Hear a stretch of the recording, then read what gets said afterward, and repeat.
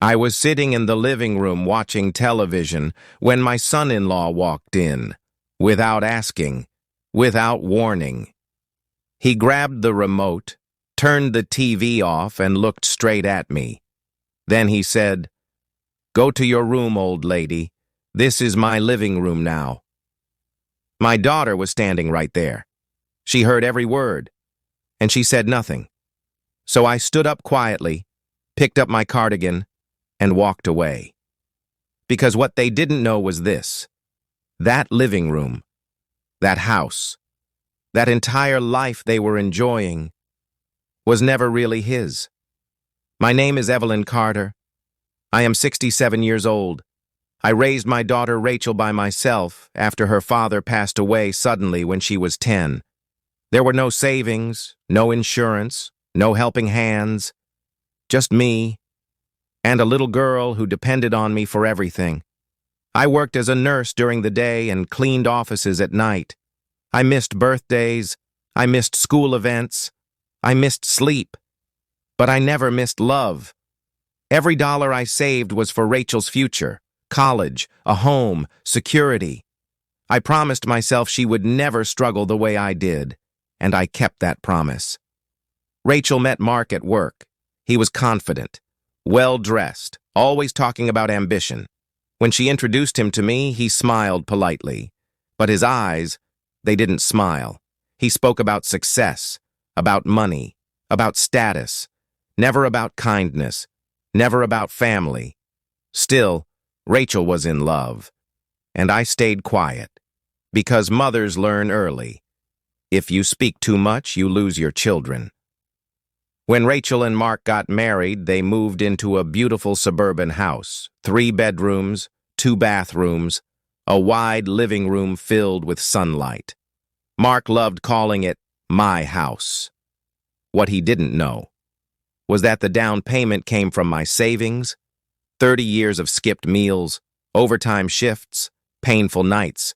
I never asked for credit. I never put my name on the deed because I trusted my daughter. After I retired, my health began to fail. Rachel insisted I move in. "Mom, it'll just be for a while," she said. "You shouldn't be alone." At first, Mark pretended to agree. But slowly, things changed. My presence annoyed him. My cooking was too old-fashioned. My television shows were boring. My existence was inconvenient. I stopped using the living room, stopped speaking unless spoken to. I became a guest in a home I helped create. That night, I was watching a rerun of my favorite show. The house was quiet. Then Mark walked in. He turned off the TV and said the words I will never forget. "Go to your room, old lady. This is my living room now." I looked at Rachel. She looked at the floor.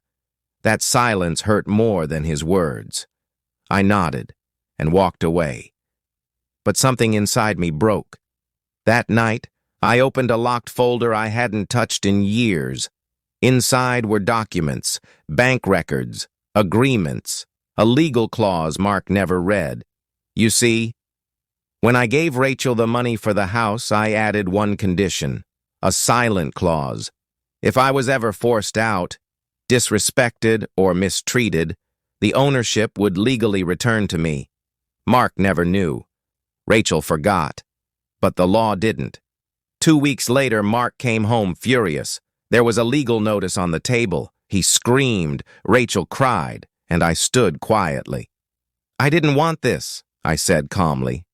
"But you left me no choice." Mark laughed. "You have no power," he said. That's when the lawyer walked in and said, "Actually, she owns the house." Silence filled the room. Mark packed his bags that night. Rachel begged me to stop, but I had already forgiven too much. "I raised you to be kind," I said, "not quiet." They moved out. I stayed, not out of revenge, but out of dignity. I sit in my living room now, the same couch, the same TV. But something is different. I don't feel small anymore. Because respect is not given by youth. It's earned by sacrifice. And sometimes, The quietest people hold the strongest power.